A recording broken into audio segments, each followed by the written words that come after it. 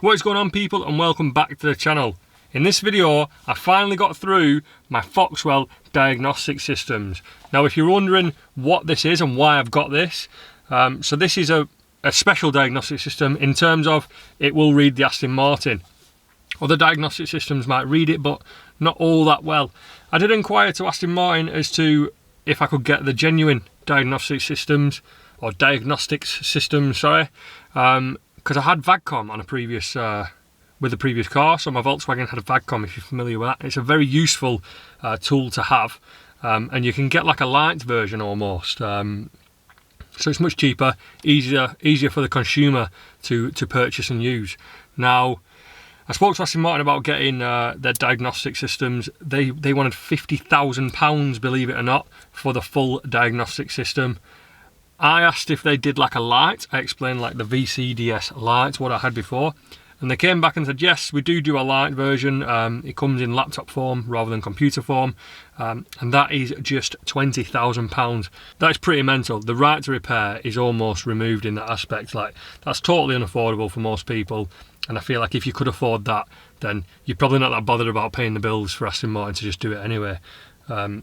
So, Foxwell to the rescue. This was recommended by a few of the subscribers, so thank you very much for the people that commented on the last video and told me to get this, because this is apparently the one to have. So what I'm going to do next is I'm going to try and plug this in, see what codes come up, because there's every chance that these codes won't come up until it's actually faulting, and right now it's not going to fault because I'm just sat here stationary. I don't know if you remember in the last video when I was restarting my engine, it removed the fault, or the most of the fault that was causing it to go into limp mode.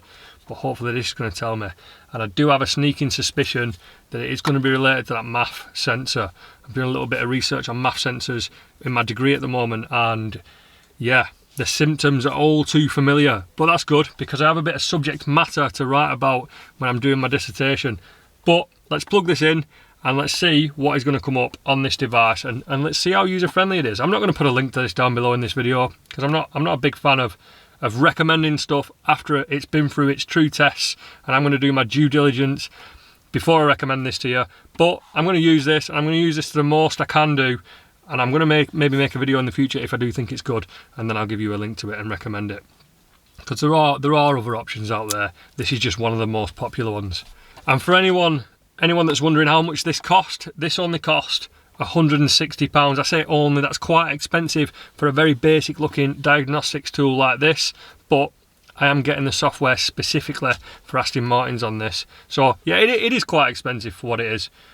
You could get 8 detail core t-shirts for that, over on the website, link down below. You can get 8 of those for the price of this, but hopefully this is going to save me thousands and thousands of pounds in the long run, because generally, even getting codes read, you're usually going to have a fee to get the code read, if not an hourly rate, which at Aston Martin is £195 an hour. So I've spent the same money on this as to what I would be to get him to roll his diagnostic systems out of the workshop and plug it into my car. So let's get to it. So I'm going to try and do this as best as I can while holding the camera. So I've never used this before, so I'm learning just as you are learning. We'll just go to the ODB2. So for anyone that doesn't know, the ODB2 is the port that is on these cars. So we'll just do an auto scan, and hopefully what this is going to do, and in my experience in the past with stuff like this is just going to scan every single sensor and actuator on the vehicle and get like a system report and find out what's working, what's not working, what's broken, and how we're going to fix it. So I did end up turning the vehicle on, or just putting the ignition on. Not sure if I needed to, we were just taking its time. And we found 5 codes. So I don't know if we can interrogate the codes. Now we can read the codes. System 2 lean, bank 1. System 2 rich, bank 1. System 2 lean, bank 1. 2 rich, bank 2. Throttle actuator control system, forced limited power. So that'll explain the sluggishness. So excuse the beeping, it's not having a great time. So I think that one, that bottom code there, what we've got, that one itself explains the sluggishness. I think that sluggishness was mistaken. I don't think it was the engine being sluggish. I think it might have gone into limp mode. Now, in my experience with Volkswagens, limp mode is much more apparent. That just felt like a poorly engine. But I mean, there is a limp mode code there. I would say that is definitely related to limp mode. So it's quite nice actually, because usually when we get code readers like this, or in this form factor, usually you'll just get a code, and that'll usually just be this code on the side here, and then you've got to go and do your own research as to what it is. But this has given me a little bit of a description. Now, because that's too lean and too rich, and on both banks, I'm going to assume that each bank is for each bank of cylinders. So as it's a V8, there's 2 banks of 4 cylinders. So it looks like it's gone rich and lean on both banks. So that tells me that something within that system that determines whether the fuel mix, the fuel air mix, is optimized, something in that system is failing. Which again it's just reinforcing my thoughts that it might be the MAF sensor. So what I'm going to do is I'm going to change that MAF sensor out. The reason I didn't do that prior is because I knew I always needed a code reader for this build. It's not that I've intended on trying to get away without buying one. I knew that I needed one. I just not got around to buying one. And when I needed to clear lights at the beginning, someone had a reader that could do it. And then on the way back, obviously I had faults. So I wanted to check it just in case there was something else sinister hiding in here. And I was almost expecting evidence of the crash to be in here, because you do have crash sensors at the front as well, which I changed, but it looks like they've all been cleared successfully and they've not come back. So I've done the drive back from Aston Martin, which took me a couple of hours, and I've got 4 fault codes here, and very unusually for me, there's not other fault codes kicking around, because even in a normal running car you tend to plug these in and you'll get so many different fault codes that are going to, they're probably going to freak you out a little bit if you're not used to this sort of stuff. But a lot of them are, just normal. A sensor might not have responded in time, which then throws up a fault code. It's not an issue, you can clear it, but it'll usually be there. But I mean, it's quite nice to see only the fault codes from stuff what I've experienced, and not stuff that is just lying dormant waiting to catch me out. So I've got these fault codes here. To my knowledge, this is going to save the fault codes on them so I can reference them. I am going to go and do additional research on these, but I think the protocol is to get that MAF sensor changed out and just make sure there's no air leaks within my induction system. And then the next protocol from that is going to be our fuel system. But I feel like if we had fuel system problems, there would probably be some additional codes on there. But let's find out what this MAF sensor is saying. And there's potential that I can also, with certain scanners, and I'm unsure about this scanner, but with certain scanners I might be able to take the vehicle for a drive and get like live readouts and graphs, almost like to tell me whether it's responding as it should. So I know I'm leaning quite heavily towards a MAF sensor idea, and if you do have any other ideas watching this, like I say, I am no Aston Martin expert, but I'm leaning towards the MAF sensor idea, just because I've had experience with them in the past. I've felt them fail in the past, and I've also done modifications to cars and neglected the MAF sensor, and it is very similar. For anyone that doesn't know how a MAF sensor works, a MAF sensor is located just behind the airbox, and the way that it is a hot element sensor, in terms of there's a piece of wire in essence inside it that gets heated up, and as the air flows over it, that then cools the wire, changing the resistance. That change in the resistance can then tell your ECU how much air is then coming in, which your ECU can then tell the fuel system how much fuel to put in to get the optimum mix, which is why I think it's saying too rich and too lean on both banks. Now, to reinforce that, if it was something else, potentially an injector, that was causing it to be too rich and too lean, that likely wouldn't be both banks failing at the absolute same time. And you've got to remember, even though there is 2 airboxes, it will be quite easy to mistake that one airbox is for one bank and the other airbox is for another bank. That's not the case. They both join up in the middle, they both go into the manifold, and they both feed the engine from the manifold. So it does all make sense, and it's a shame that it can't identify what sensor it is, and that would be easier, because it might not be the sensor I've changed, it might be the other one. There's every chance it could be, but fortunately for me, I have 2 spare. So let's get them changed.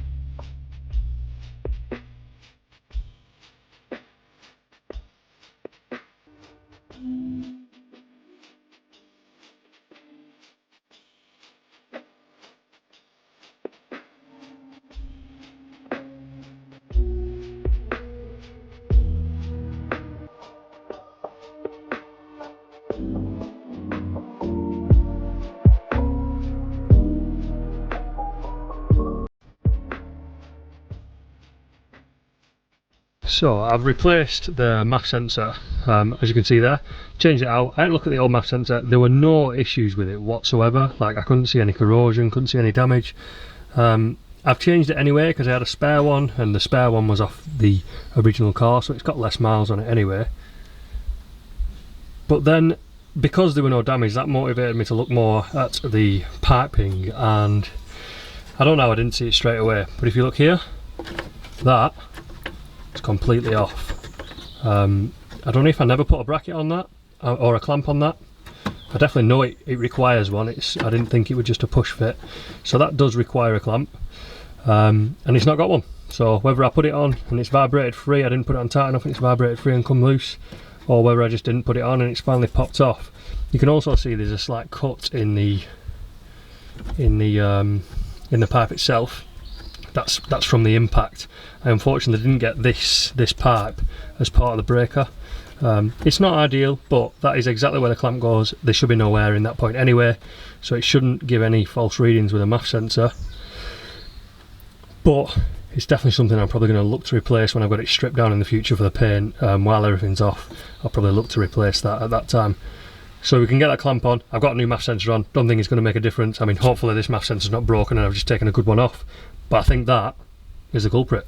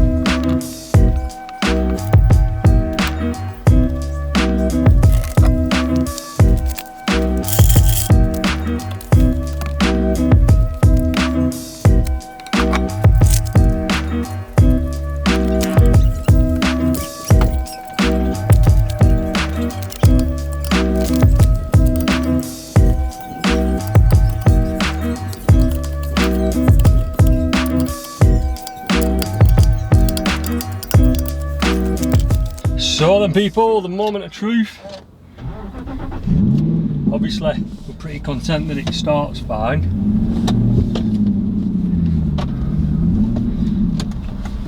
So I'm going to make my way towards the dual carriageway.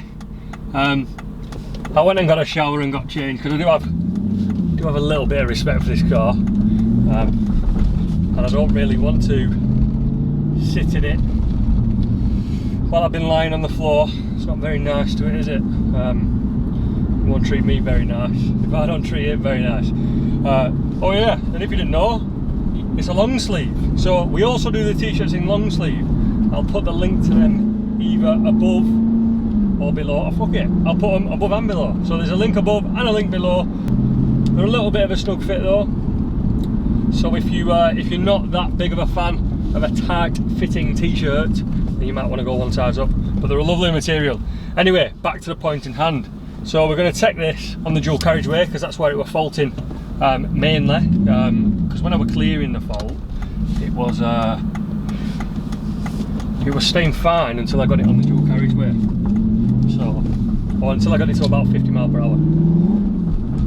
So we'll get it. I did take it for a little bit of a drive and then just rechecked the wheel nuts with my uber fancy torque wrench. So while I'm taking it, oh, that's just fuel. It's a common warning light when you get one of these Aston Martins. Fuel low.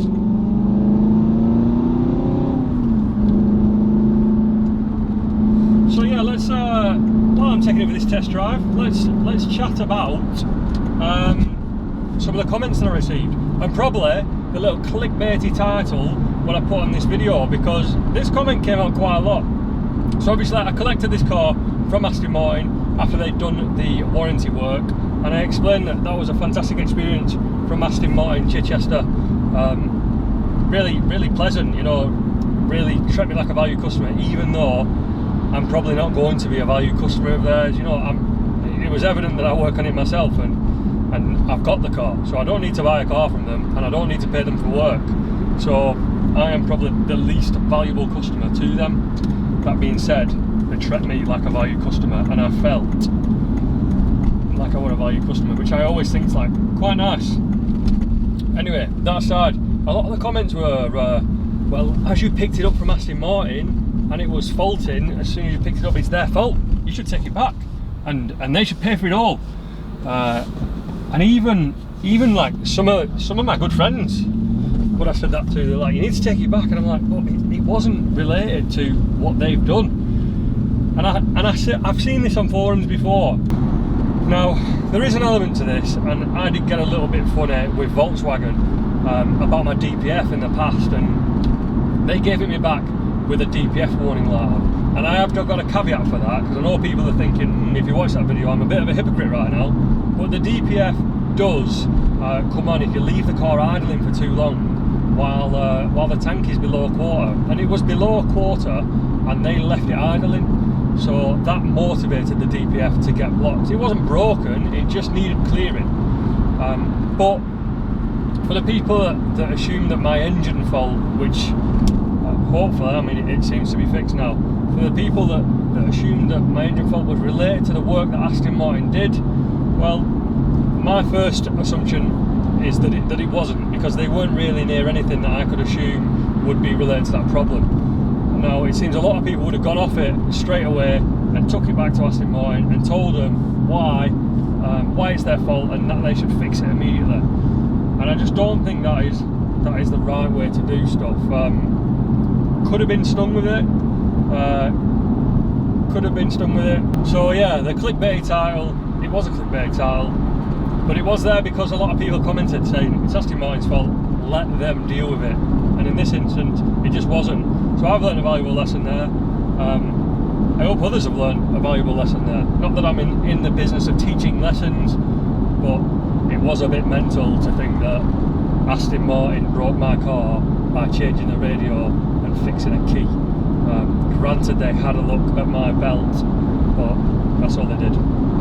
So yeah, right now the car is healthy, which means I can get back on track with some of the stuff that I wanted to do anyway, but I didn't really want to do that until I got the car back to a healthy state. So next I need to get it 4-wheel aligned, so you're going to see that in a future video. It's going to get 4-wheel aligned, and all the geometry done on the vehicle, which, yes, some would argue I should have got that done quite a while ago, but I was up in the air with it. I was like, if I need to change something later on down the line, and that is going to throw the 4-wheel alignment off, because the alignment what I want is, I want a full package, and then I'm always that cheap. And of course I wasn't 100% certain that something else wasn't bent. You know, I could have got the 4-wheel alignment done as soon as I got it rebuilt, and then noticed that, you know, a wishbone was slightly buckled, or a steering arm had gone, you know, something like that, which would mean that I'd need to get that whole process done again. And it's not driving as it should. The steering is very, you can tell that there's some alignment issues, but it's not dangerously driving. It is something that I'm aware of, and I'm aware that it needs doing. It's not giving uneven wear on the tyres, but it is something that is coming up in the future videos, and I do hope that I can find a company that can kind of take me in and show me about it, and because I want to know a little bit more about alignment. I've done a little bit of it in the past, but I want to know a little bit more. But yeah, that's it for this video. I'm sorry, Aston Martin didn't break my car, and they are not going to buy me a new one, but Aston Martin did give me my car back broken, and I fixed it, and I didn't spend £20,000 on diagnostics equipment. So if you are a DIY enthusiast, I do recommend, from what I've seen so far, and I have been playing with this Foxwell NT510, it is good. Even if it has done me this one job successfully, it has saved me masses of money, and likewise for you. If you've got one job, it's going to save you masses of money, as opposed to getting it diagnosed by a professional. But other than that, thanks for watching the video. Apologies, it's a bit of a slow one. Fault diagnosis is always quite a slow video, or a slow process, but we got there in the end. I'll catch you guys in the next video.